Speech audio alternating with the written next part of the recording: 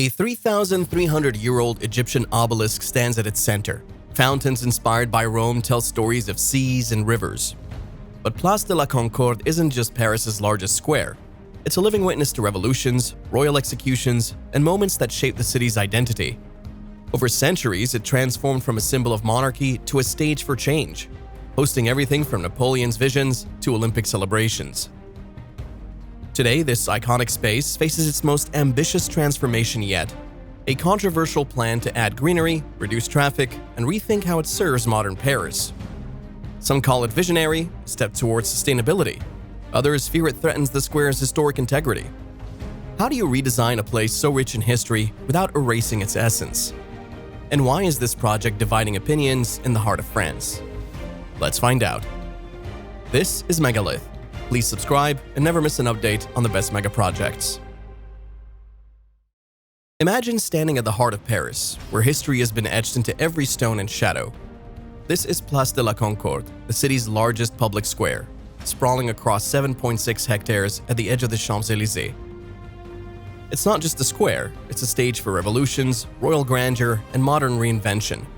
With its majestic Luxor obelisk piercing the skyline, flanked by fountains and historic facades, this space has seen Paris through the turbulence of monarchy, revolution, and restoration. But how did this celebrated site earn its iconic status? And why is it the focus of both awe and contention today?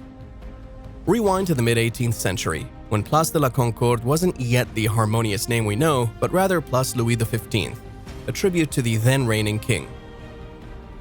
Designed by Henri Gabriel, it was conceived as an octagonal masterpiece to showcase an equestrian statue of the monarch. Yet even at its unveiling in 1763, cracks in the king's popularity mirrored the criticism of the statue, an inscription mocking him as vice on a pedestal. Soon, the square would become a symbol of seismic change, not celebration. By 1789, the French Revolution erupted, and the square morphed into Place de la Révolution, its tranquil gardens replaced by the guillotine. Here, the shadows of Marie Antoinette, King Louis XVI, and over 1,000 others linger, grim reminders of the square's bloody past. This transformation wasn't just physical, it altered how people viewed this space. Once a royal homage, it became a focal point of justice, terror, and change. Fast forward to the 19th century, and the square faced yet another reinvention. Under Napoleon and later King Louis Philippe, the square gained its current name, Place de la Concorde, a nod to reconciliation. Iconic additions followed. The Luxor obelisk, a gift from Egypt in 1829, took center stage, and two grand fountains, inspired by Rome's Piazza Navona, added elegance.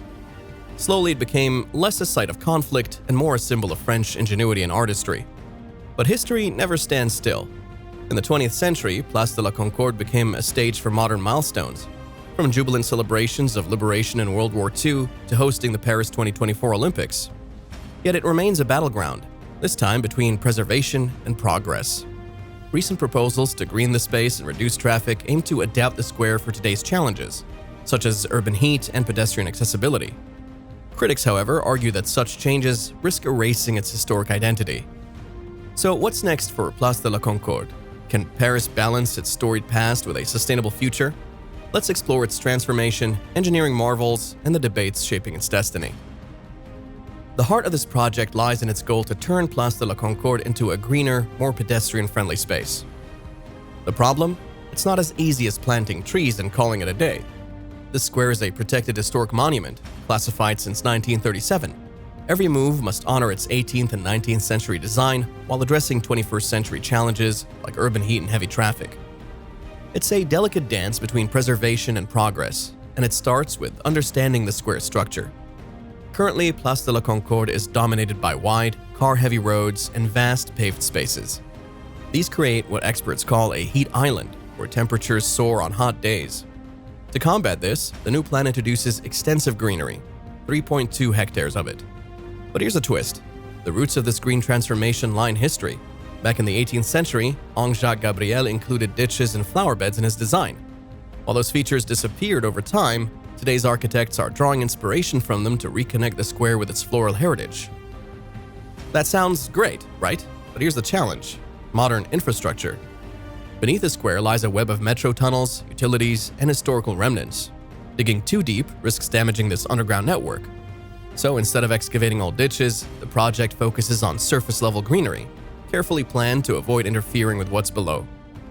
Engineers and landscape architects are selecting tree species that consume minimal water and can thrive in urban environments, ensuring sustainability without overwhelming the space. The redesign also includes significant changes to traffic flow. Right now, Place de la Concorde functions like a giant roundabout. Cars dominate the space, creating chaos for pedestrians trying to cross. The new plan shifts traffic to the square's outer edges, giving priority to walkers and cyclists. But here's where things get tricky. Critics argue that this approach risks clogging surrounding streets, creating a ripple effect of congestion throughout the city. Balancing these competing needs, modern mobility and historical preservation, is a puzzle the designers are determined to solve. Adding to the complexity is the iconic Luxor obelisk at the square's center. This 3,300-year-old monument, gifted by Egypt in 1829, is not just a focal point. It is a fragile piece of history. During construction, special care is being taken to protect it from vibrations, heavy equipment, and potential accidents. Engineers have even created a protective buffer zone around the obelisk to ensure its safety throughout the project. Then there are the fountains. Built in 1840 and modeled after those in Rome's Piazza Navona, these aren't just beautiful, they're functional. The maritime fountain and the river fountain symbolize France's waters from seas to rivers and play a key role in the square's aesthetics. Restoring these fountains to their original glory is no small feat. Decades of wear have left their intricate details weathered, and engineers are carefully cleaning, repairing, and reinforcing them to ensure they remain a highlight for future generations. So what about the timeline? Big projects like this don't happen overnight. Planning began in 2021, with public consultations kicking off in 2024. The first major milestone was the Paris 2024 Olympics, where temporary installations tested some of the redesign's concepts, like reducing car access. The lessons learned from this trial run are shaping the permanent changes. Construction is slated to begin in 2026, and if all goes well, the new and improved Place de la Concorde could reopen by the late 2020s. But it's not all smooth sailing. Critics have raised concerns about costs, heritage preservation, and even the practicality of some proposals. Some argue that turning the square into a predominantly pedestrian space ignores its original function as a thoroughfare. Others worry that too much focus on greenery might compromise its historical mineral aesthetic. These debates highlight the tension between honoring the past and preparing for the future.